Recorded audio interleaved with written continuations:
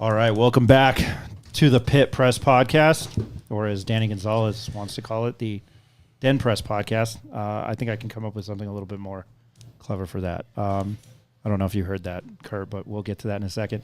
My business partner, friend, co-host, Eric Malton. How are you, sir? Good. Happy to be back in the studio. We're here at the Hydro Bar Podcast Studio. By the way, this is very important. We're at Hydro Bar live stream at the Hydro Bar. That's right. 7800 7400 Montgomery Boulevard. Suite 19, that I know. That's it. We thank Tim Baca for that. You think I would have written that down? Doing my due diligence again. You'll get it eventually. Yeah, I know. I'll remember something one day. We have a friend of ours on the show who we are always happy to have on, and I love talking to him because he's got the New Yorker thing going. He is... I don't know. I wasn't going to make that joke. He is the president, founder. He's many things of 505 Sports Venture Foundation. His name is Mr. Kurt Roth. How are you today? I'm well. Thanks for having me on again. We always love having you on. It's always a great conversation. I'm going to start off right off the bat with what transpired around the nation today in regards to college athletics. I'm just picking your brain on this. What did you make of everybody jumping ship at the Pac-12? Well, where it gets me, and because we're involved with the student and athlete side of it, is this total turmoil that seems to be part of the business, but it's the transfer portal. That's the problem. And it's a joke. It's always the kids. We literally have two senators now in Washington, I won't name them, I don't want to get political, who have proposed some federal legislation that includes a restriction on the transfer portal. One of them happened to be a former SEC coach. I don't know if he can count to 10, but that's what they're concerned about. Meanwhile, the landscape of college sports blows up, but it's the transfer portal. We have to watch out for that because a few kids have freedom of choice, can go to the school they want, and maybe make a few dollars. But the $1 billion a year contract with the Big Ten, there's not enough money to share with the kids. You want to talk about the money part of this, right? With the conference shakeup, how much money these conferences are making from TV deals. Oh. I mean, how much are the athletes getting out of that? And if they want to cut NIL out of the picture, right? They want to mitigate it or control it somehow. But the powers that be that run the conferences that are basically organizing these deals. The whole thing's baffling. The way the structure is now, the NIL money is private money.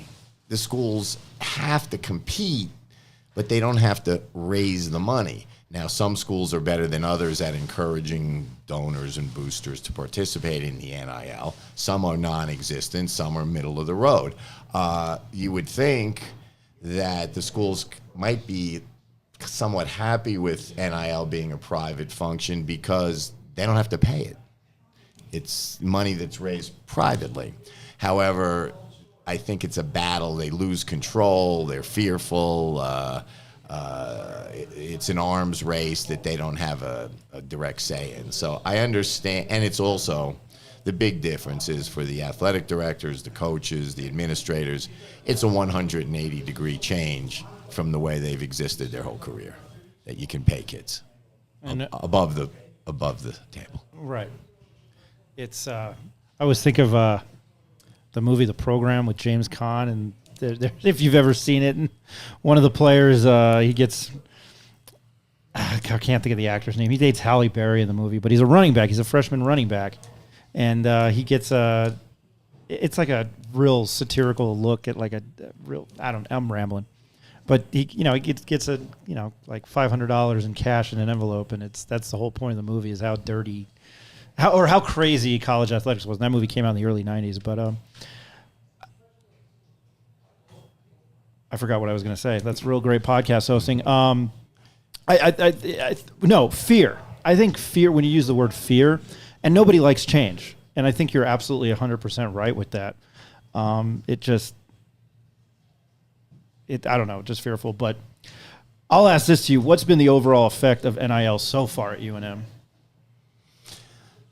Well, I think it's been positive as far as men's basketball, for sure. I think NIL factored in to not only.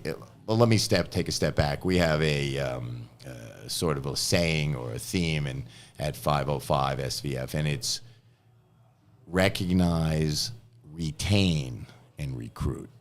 So what we want to do is first recognize the student athlete in the public, in the community, and then retain them, because the transfer portal is real and it's a cool thing for these kids. So our focus is to keep the kids here. And let's look at the men's basketball roster. We did that for the most part. Yes, there were people who transferred out. The reality is, for most of them, they weren't significant contributors, and they wanted to be significant contributors. They weren't going to be, I don't want to name any of them, but we know who they are. Two of them wound up at Detroit Mercy. Okay? They're not going to play at the same level they would have here. They'll have a better opportunity to play. They chose to do that. The players who contributed outside of Josiah Alec are all back, who could come back. And that was part and parcel of having an NIL opportunity here. So overall, and again, guys, I sometimes get frustrated with this, but I do it on a daily basis. We're still in the education part of this. People don't get it. They're so trained. Even if they get it and they say the words, they don't get it. It's amazing. The change takes a while. But overall, I think the impact here and the fact that we've really ramped up our organization has been a positive for UNM. Well, I know it has. When you look at on the national stage, just in the headlines, right? You're looking at some of the SEC, the Big Ten, which used to be the Pac-12. There's a lot of money being thrown around that's in the media. $1.5 million being thrown at the quarterback from Maryland that an unnamed SEC school was offering to come play. Obviously, the Mountain West, New Mexico, the market here is not that big to support that type of money. But what is 505 doing on a creative side to retain some of these athletes and recruit some of the athletes? Because I feel like you got to kind of expand it a little bit and get creative to drive revenue, right? To drive some of the funding. Well, that's what we're trying to do on a daily basis. We're partnered with Sobel Solutions, who is basically a high-end media production team. Bunch of young guys from UNM, graduates, experienced throughout the industry. Our film work, as an old guy would call it, they don't call it film. We do reels that are on Instagram regularly, are high end. We get thousands of looks on a regular basis, and we're starting in the media production to promote the athletes and promote what we're trying to do. The next step, for a couple of reasons, is to engage the business community more as partners. And recently, the IRS issued a decision or a recommendation about the status of NIL collectives, and basically said they're not going to recognize them as charities, and your donations are not going to be deductible as a charitable donation.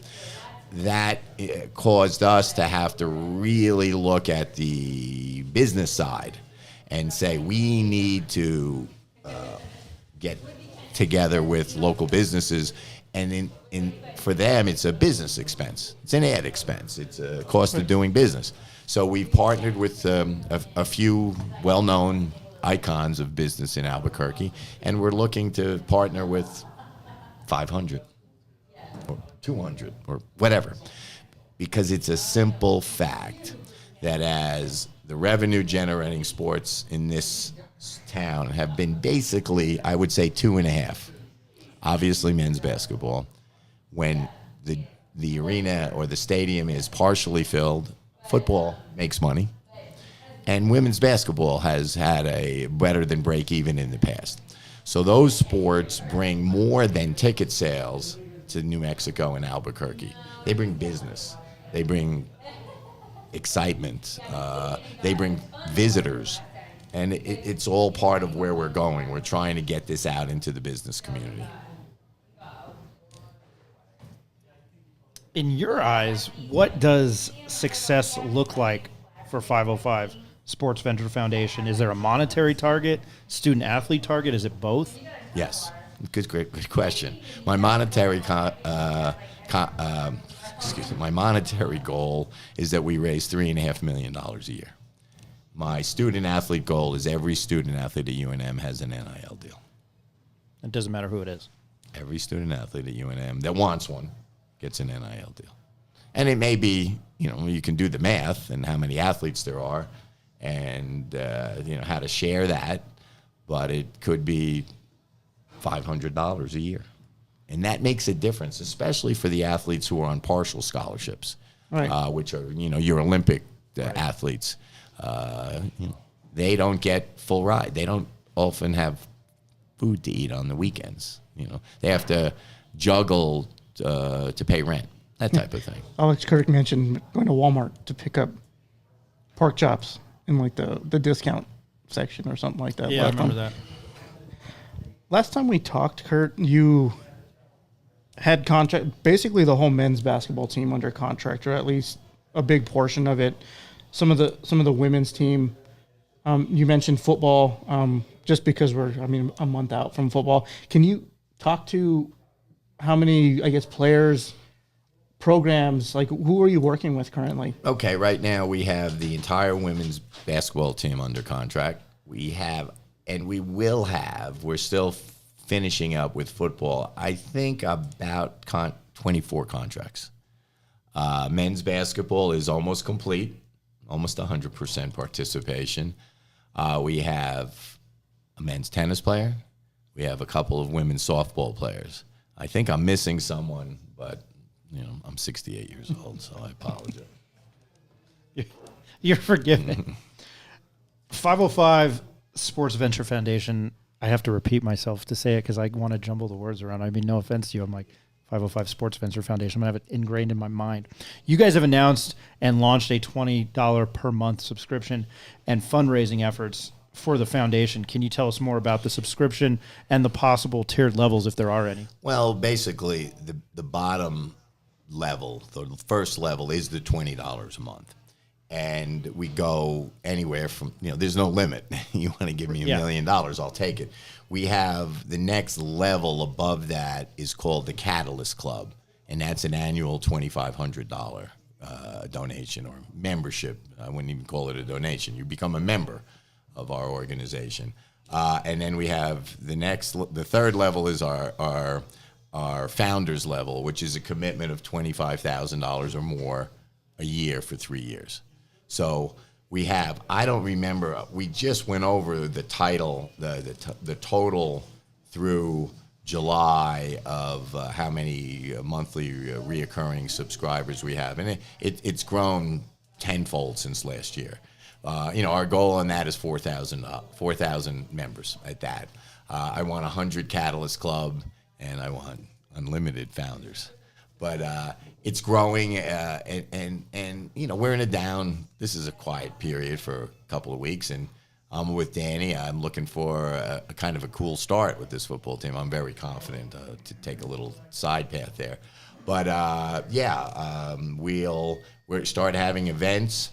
Our members, the members who subscribe on a reoccurring basis, get content fed to them from us on a regular basis.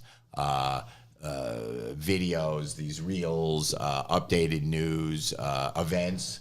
We recently had a meet and greet that went pretty well, which was by invitation.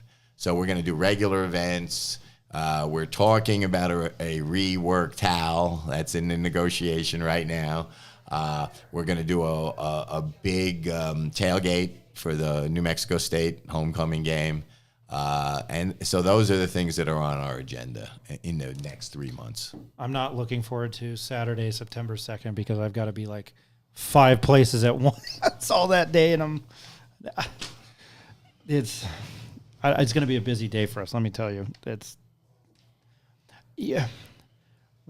I don't know how in depth you can go it, and then Eric can bounce back on to the next question. But What is your relationship with a lot of these coaches at UNM? I'm sure it has to be positive. It's kind of a dumb question, but what is it? Does it get a little bit more personal? Is it strictly business? I mean, but you're a UNM guy. I feel like everything's and the New Yorker thing. It's a personal thing. Yeah, it is personal. I wouldn't do it if it wasn't personal.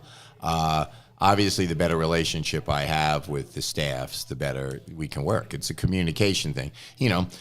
Dave Williams, assistant AD, said it best. Right in the beginning, he said, we're two organizations on different paths to the same end. And he's right. So we have to have that communication. We have to work together. The football coaches and the basketball coaches are very familiar with the process and how it works. A lot of the other coaches are not. It's not a big part of their industry, so to speak. So there's an education process. There's a fundraising process, obviously, but we've gotten great cooperation from the coaches whenever we've asked. They get it even if they don't understand it yet. Back to the education process, not only to the student athletes, but the coaches being able to, they can say this, can't say this in the recruiting process, but education processes to the general public. A lot of people kind of don't know what the process looks like. How do they go about signing up for a membership? And then when you're trying to get businesses more involved to contribute and support, what does the education process look like for that? Well, the education process, it's access. If you want to know more and you want to really work with us, I mean, I'll meet anyone, anytime. I go to more business lunches now than I did in my career as an attorney. We will kind of suit, if you really are a large donor, say, a business donor, we have the ability to kind of craft a partnership with you. What do you want? Do you want a certain player? Do you want an image? Do you want your brand out there? So we're streamlined and flexible in that. When I say education, I still get people who support UNM who think it's great that they went to a sold-out pit for the first time in a decade last year, and we'll have a great team this year, at least on paper. You're gonna get to that. I'm gonna ask you. On paper, you heard that, Richard Patino. I said it too. That makes two of us. But the education, and again, I kind of stopped in midstream. People know what it means. They tell me, business people say, oh, but what does it mean? And it's the bottom line, the simple thing is you can pay student athletes for their name, image, and likeness. So, the whole education for boosters, we, as a booster, as a member of the Lobo Club and the Sixth Man and the first team and I forget what the dugout deal is with baseball, which I've been a member of over the years. We kind of get a little pamphlet every year that says you can't do this, you can't do that. You can't buy lunch, you can't give a benefit. Well, that's not the deal anymore. So people have had that ingrained into their brain about their donation, about what they could do, and now it's different. So that's part of the education. Exactly what it sounds like is what it is. So that message, getting the idea across that we are not stealing money from UNM. We are not stealing. There was a fear that there was, and this is about people who don't understand fundraising. There was an understanding or a thought that there was a level. Like UNM can collect $5 million a year. That's it. So if 505 SVF collects $2 million, we lose $2 million. And that's not how fundraising works. There's no limit to abundance. So if we raise $5 million and the football team goes undefeated and the basketball team wins the national championship, or God forbid goes to the Final Four like a team we crushed on their home court last year, then guess what? The Lobo Club and UNM Athletics is going to reap the benefits, and we're all going to do better. It's that basic. And that's an education process in itself. Yeah, well, I don't think 505 works as well without the athletic department support or like some of their marketing efforts either, right? Like they have to go hand in hand. They have to go hand for it to be effective. Yeah, it was a slow start, and I think we had talked about that last time. They've come a long way. They're great. I mean, I don't have an issue with the UNM athletic department. They have become great part. We are a licensed partner with UNM. We're on the board at the pit. We have access to the logos, et cetera, et cetera. When you hear a school, and Eric, if I've got this wrong, because you're the guy who pays more attention to it. I read. I do this every morning now. I have to read The Athletic. I have to read CBS Sports because I was a CBS Sports guy before they paid me to watch TV. But I like what CBS Sports does. I read ESPN. I read it all. I don't know why. In asking this question, I have to explain to you why I don't go to ESPN first. I'm sorry. It's a bias thing. But Wyoming doesn't have an NIL program. Does that blow your mind? They have something. I don't know what it is. There is some collective that came and went. It's hard. I've tried to reach out to other collectives, and generally the collectives are a little funny, they seem, about talking to one another. I gather information through the agents. These kids have agents. We have, I won't name them, but we have 4 players at UNM that have agents, and it's perfectly legal. And so the agents talk amongst them each other. There's a market out there. There's no doubt about it. So I have a network of agents that has grown, agents, accountants, and tax people, because there's big questions that we're not even sure how it works with players who are on foreign student visas. Oh, you can't pay them here. Well, why not? Why can't you pay them? And there's issues about, well, they're not allowed to work unless it's off campus and on campus, and yada, yada, yada. So what I'm saying is I haven't had much success with the collectives. Seems like everybody wants to be a little secret, except like Texas, when they want to say, yeah, we paid $15 million to football and basketball. They like that.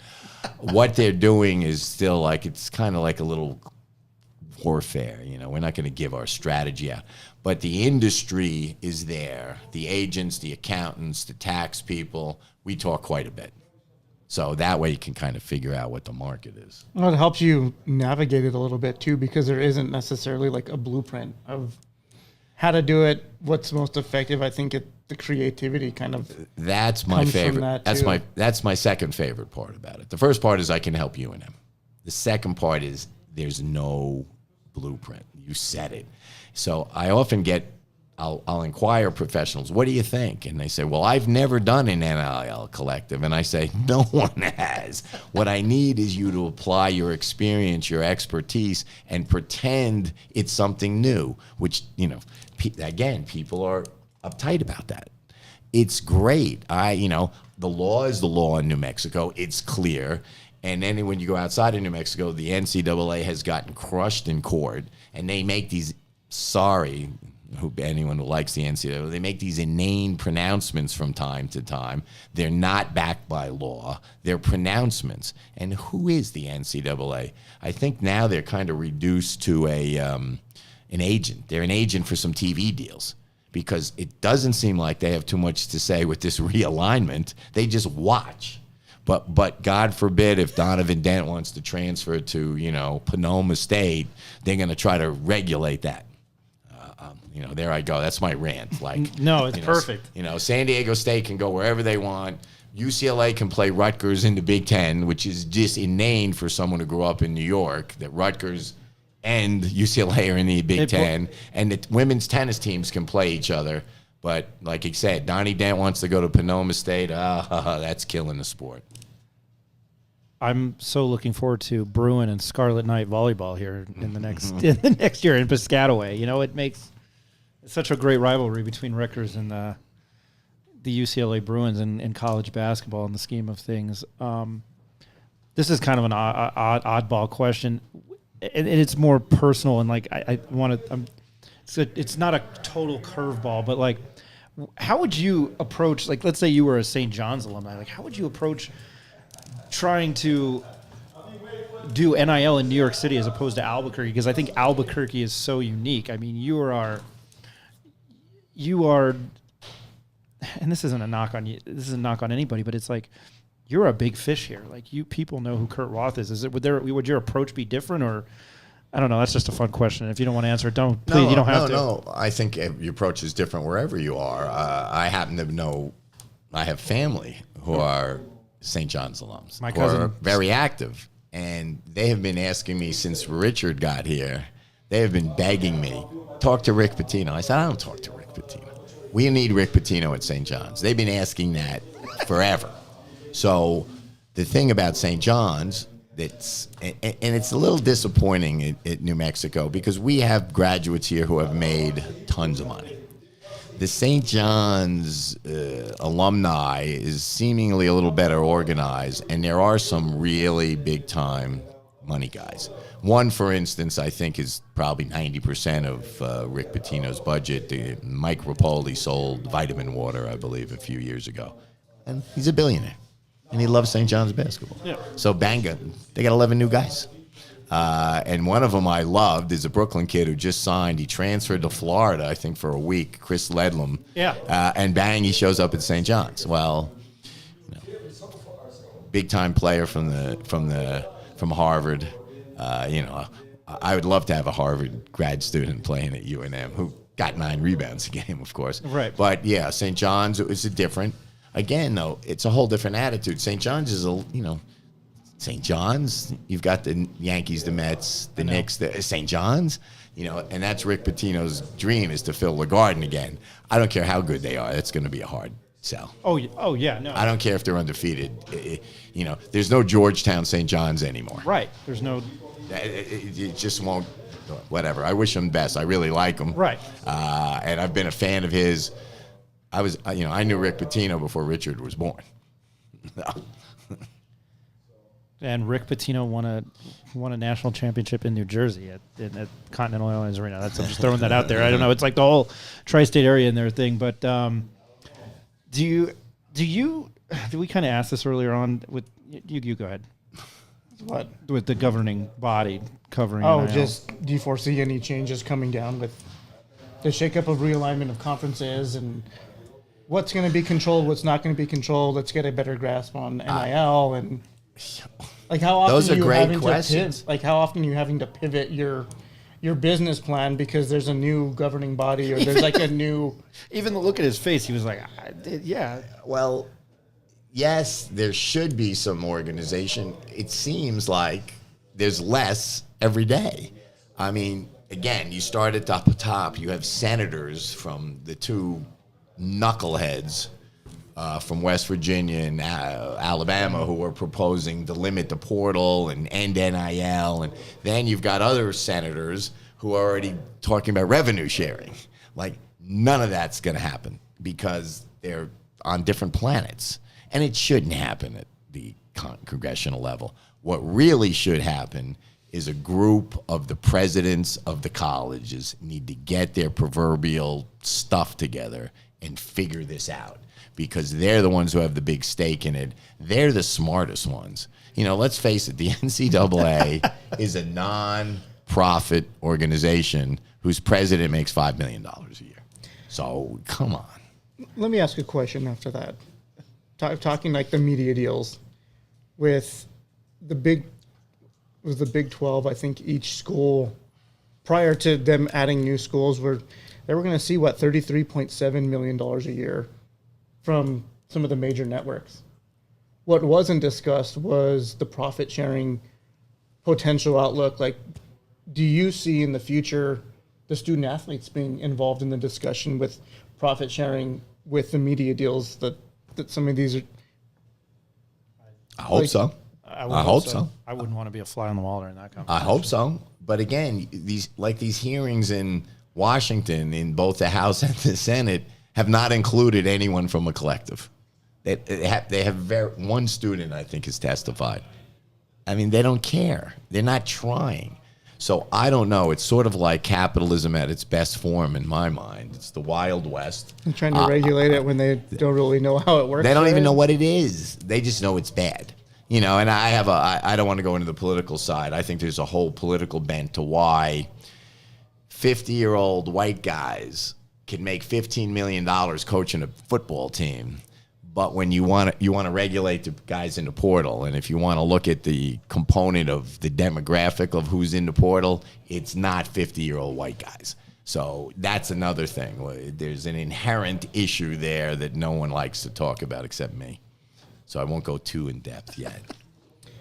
Let's just pivot our conversation a little bit. I want to focus more on Thank you. more of like the student athletes. Sorry. And we had talked a while back, and you were like, well, let's talk when the roster is complete, meaning the men's basketball team. Now that the roster is complete, I know we have one open scholarship left. I don't know if they're leaving it open for a late transfer or whatnot, but like, how happy are you with the roster the way it is now? And can you make a prediction? On results, no. I've watched sports now for 62 years, since I was 6. 1961 World Series was when I started. And by the way, next week it'll be 50 years I got off a plane from New York at UNM, sight unseen. I said this today. I met with one of our new advisors, who's official advisor, George Scott, who played at UNM in the early 80s. And we talked a lot today about the talent on the team. I have had, meetings with every guy. Our group, and this is a side note, I'm going to pat us on the back. If you are a member of our Catalyst Club, there's a good chance you have been invited out to dinner at Matucci's or somewhere else with Jalen Baker, with Isaac Mushila, with True Washington, and JT Toppin. That's part of what we do, too. We get these people, the kids, introduced to the public. I said this to George Scott today. It's the deepest roster in my 50 years at UNM. Wow. And I have no compunction in saying that. Alfred never had 10 this deep. Cooper and Johnson didn't go 10 deep. They literally played 7 guys. The thing that we don't have is the first-round draft choice. And we've had that. We've had J.R. Giddens. We've had Kenny Thomas. Tony Snell. Second round, right? Tony Snell. I think didn't Charles Smith go in the first round? No, he didn't. No, I don't think he did. But we don't have that. Right. We don't have the second. Well, now the NBA draft, the college kids, the kid from Gonzaga didn't get drafted. Yeah, Drew Timme. So I don't count the draft, but we don't have that guy. But the depth, and the other thing we have because of the portal is maturity. Jamal Baker, because of COVID and injury, is in his 7th year and on his 4th college team. Kentucky, Arizona, Fresno. Winning programs. Isaac Mushila, had 14 points and 9 rebounds against the number 1 seed Alabama in the NCAA tournament. He's also the academic player of the year, not in basketball, in all sports in the conference. I'm blanking that Texas Corpus Christi is in. The academic guy of the year. So those are 2 guys. Nelly is just a great kid, super mature. And then the 2 freshmen we have are ballers, big-time ballers. They're top 100 kids. And so the one guy who might become an NBA player is JT Toppin. I'm just blown away by his ability, his dedication in the short time he's been here, and the fact that he just turned 18. UNM was on him early. If we had waited a little bit longer, he'd be at Texas or Houston or something. There's no way he'd be at UNM. He's a great kid from a great family.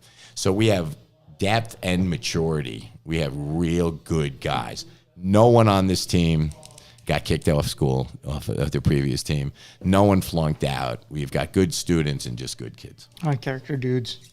Good dudes. We got dudes. Yeah, Toppin was 4A, 5A, Texas Player of the Year or something. Second level in Texas. Team won the state championship. He was Player of the Year. And, he didn't play ball until, if you look on our Instagram, we have a great interview with him and True Washington with our guy, Kali Soul, at, I think we're at Matucci's. No, excuse me. We're at Frontier, which is one of our biggest sponsors. The Ranasecs are just, aces. And he talked about how, he wasn't any good at basketball. And I think he got cut from his 9th grade team, and he was embarrassed, and he just kept working, and boom, here he is, player of the year. That's Michael Jordan type stuff. Right. Speaking of Nelly, he played in those. Was it the World Games? Something in Canada. World University, yeah. Against a stacked Kentucky team. He had 18 points. Didn't he have a double-double? 14 rebounds or something. Yeah, Maybe it wasn't. Maybe it was almost a double-double. And no one passed him the ball. If you watch that game, I did. The African team with a lot of athletes, the guards didn't throw a pass. They just shot the ball. So Nelly didn't get help. He got his points and, of course, his rebounds he's going to get on his own. Now, the one thing I will say is Calipari's rated, the preseason predictions have them in the top 20. This is one of the lousier Kentucky teams I've seen. And he even said in an interview after the game, they had the other kid at Louisville, was Okafor, was on that team. He said we couldn't deal with them. They played zone. Kentucky played zone and just let the guards shoot. So, Nelly's not going to go 18 and 12 every game in the Mountain West, but he could be an all Mountain West performer. He's that good. He's that good. Sticking with the Mountain West theme, what's your opinion on the whole San Diego State possibly leaving, now wanting to come back? Oh, who knows? Wishing to. We might have Stanford. I don't know. That's very true. Oregon State. Well, who knows? I just it's. Do you think that's good for the conference? I mean, if I don't know. does I don't happen. know what's good anyway. I don't know. Yeah. I don't know. I'm glad it's not my job. I don't know. I don't want to be involved in. I'm curious about realignment, obviously, but I wouldn't want to be dealing with it. It's I don't understand how it works, and I don't think the school. Hey, San Diego went to the Big East. You remember that? Yeah. For about a week, they took Boise, and that lasted what, a week, a month. So they just can't. They have to leave. Nobody wants them. But can you imagine all those teams leave the Pac-12 and then they need San Diego State? San Diego State Cal's a big rivalry. I don't get it. I forgot about Cal in this whole mix. I don't think no one knows where the hell. I wouldn't be surprised. Stanford has more money than anyone. Right. Their endowment is $27 billion, something insane like that. And then a couple of years ago, they decided to cut out all these minor sports. And they dominate across the board in the Olympic sports. They Right. win the most titles every year. And then some of the alumni said, what are you doing? And they put them all back. They brought the teams back. I can see Stanford just saying, we don't care about the TV money. We'll just be an independent. We'll play, and if they have to figure out football, they like football there. Cal is a mess. I don't know what they'll do. No one wants Cal. No one wants that. No conferences are looking for Basketball Cal. teams being rebuilt by. I think they'll be good in basketball eventually, but the academics are high end, obviously, like Stanford. They just don't. They're a public school with a lot of money, but I don't think sports is a big deal with their donor base. So I don't know. I'm glad it's not my job to figure it out. No, hell no. We'll just wake up and see. And somebody said it. One of the football commentators was, people were calling into a show I heard, and he's, it's horrible. And the guy goes, I don't care. I'm going to turn on Sunday, Saturday, whatever day, and Notre Dame's playing Navy. And I'm going to be happy as the proverbial pig and, whatever. So who cares? I mean, ultimately, the teams will play. And, we'll obviously see a higher level. The P5 will turn into something else, which will be smaller than the P5. And I think Grammer said it today in the paper. He said, or on Twitter, that let's just make football separate. Let's just make football separate for college and let everything else stay the same. That's the way it probably will wind up one day. Yeah, same thing on Twitter or whatever the hell it's called now, Elon's X. There was somebody just drew a map, and I know it's horse, like on Twitter, but they were talking about conference realignment, and they had obviously I would say North Dakota State has pull in college sports from what they've done in the FCS football wise, and I think there are a lot of good teams that are like that, but they left out New Mexico on the map. Like, it was just like, and then they showed like a new Big 12, and it was everybody around us but the New Mexico, and it's, and for somebody to see that and loves, and you in particular having this conversation with you, but like loves the history, like, like Arizona's coming here and the pit and lost basketball wise. I don't know. This is more not even a comment. It just kind of irks me. Like that's where I take off my objectivity. I'm like, we're still like, there's the new in front of Mexico where we have 5 electoral votes. I always make that joke. Like I don't know. It just irritates me. It's more of a comment, but, question for you is what is your outlook on football this year? And now you're working with that. And if you could just comment on that. Well, I'm a show me guy. You're from Missouri too? I'm from Missouri. When it comes to sports, you got to show me. Now, I've spent a lot of time with Coach G. I spent a lot of time with the coaching staff. We went on a sort of a booster trip down to Rio Doso and played golf. I've spent a lot of time around the new additions to the team. They're on the 505 SVF, Dylan Hopkins, Andrew Henry. They're really optimistic, and not in a BS coaches talk way. They're optimistic about the upgraded offense. Now, we heard the stats, and I if you gamble on sports, the stats are ridiculous. I think Danny said the other day, like, we were in 8 games where we had the ball in the fourth quarter. If we scored, we took the lead, and they scored 0 times. So what he was saying and what he's getting at, and anyone to watch knows the defense was pretty damn good. Top 50. And they just got worn out. It was 3 and out. So I think the goal, I don't know if they stated it, I think 20 points a game they put on the scoreboard this year. That'll be a whole new look. Now, the schedule shakes out very interestingly. Tough College Station, okay. And then you've got home against Tennessee Tech, I guess, State, and away at UMass, who maybe won 1 game last year. So I assume, well, I shouldn't assume the New Mexico State game. They seem to be a little better regarded now. The Lobos should win those 2nd, 3rd, and 4th games. And if they're 3-1 and they have some momentum and they're moving the ball a little bit, well, who knows? Now we're talking bowl eligible hopes. So I am excited about this year because I got to know the staff and the guys, and their enthusiasm is contagious. We have a whole new we have the new coordinator, we got a whole new deal. So I'm psyched. I'm really quietly optimistic, but not until now. I had to, this is a comment in general. We had Danny Gonzalez on the show last week, and or for continuity last week. But anyway, and I am jaded, and I'm letting you know this as somebody who we are dealing with professionally and maybe as a friend, but I didn't have a good experience as a young human being coming up with Mike Loxley. And I have lived and breathed used to live and breathe Lobo football. I've said it on this podcast. I might have said that to you in just conversation. When I was in high school under the good Rocky years, we lived and died by what Lobo football did on a weekly basis. And I still, like, when they went to Utah and beat Utah, that was Urban Meyer's only Mountain West Conference loss.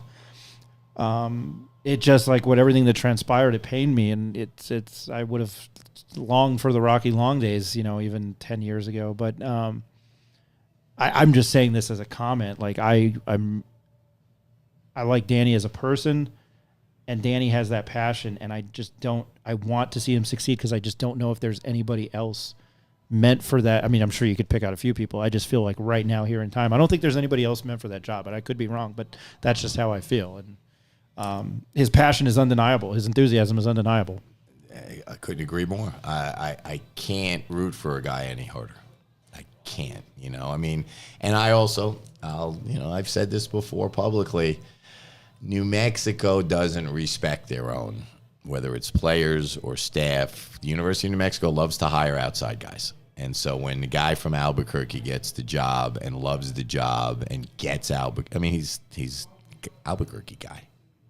Can't root any harder for him. Can't make any more sense. Can't hope for success any more than I root for him. And the team, obviously. I definitely feel like the optimism is real, not just within the program, but kind of what we're hearing around town. These incoming transfers, right? They talked about a revamped offense, having a ton of athletes, the wide receiver room, the running back room are just loaded with athletes, speed, strength, size. Like Danny kind of alluded to it in his conversation with Ryan last week. But them having even a little bit of success this year, and you can kind of see them start to right the ship. That does well for the 505 too, right? Because that gets people churning a little bit. Like let's bring this thing full force now. Oh, nothing works like success. Nothing sells tickets like wins. But yeah, of course it'll help us. And that's part of our deal when we deal with the general public, that when you sell tickets in the pit, when you fill universities, hey, you draw 25,000 people a game to University Stadium, you're going to get the economic lift to this city. Forget the spiritual lift, which is huge, but the economic lift, even if the people are coming from Farmington or Portales or whatever for a game, they're staying in a hotel, they're eating meals, they're paying for tickets. The economic lift, and set the result is just huge. So yeah, and it success breeds success. So of course, from a 505, I'm selfish. I got to know the kids, and I got to know a bunch of football players. We just did an incredible benefit at a local elementary school. One of our guys, Deuce Jones, just a humble kid, came up to us. Danny introduced him. He wasn't on our roster. And he said, my sister told me, now that I'm a D1 athlete, I have to give back. And he told a really powerful story about going to school with a single mom family without school supplies. And his first day of school was horrible because he was looked on. He was a poor kid. And those kids get ostracized. So he decided he had to give back. Well, with our help, with the help, I have a couple of go-getters on my staff. Wednesday, we appeared at a local school. We had like 5 of our guys, Luke Wysong, among others, and Deuce. And we gave out 75 backpacks filled with a month's worth of school supplies. And that's the kind of energy that I want that kid to be so – he's already a success. I want him to be successful on the field, and that grows in the community. And We're taking care of our own. I had him on my radio show when he was giving away. He was about to give away free tickets, season tickets, to whoever retweeted him. I think before last year. I know he is. That's awesome. I didn't realize that that he had done that. You have anything left? No.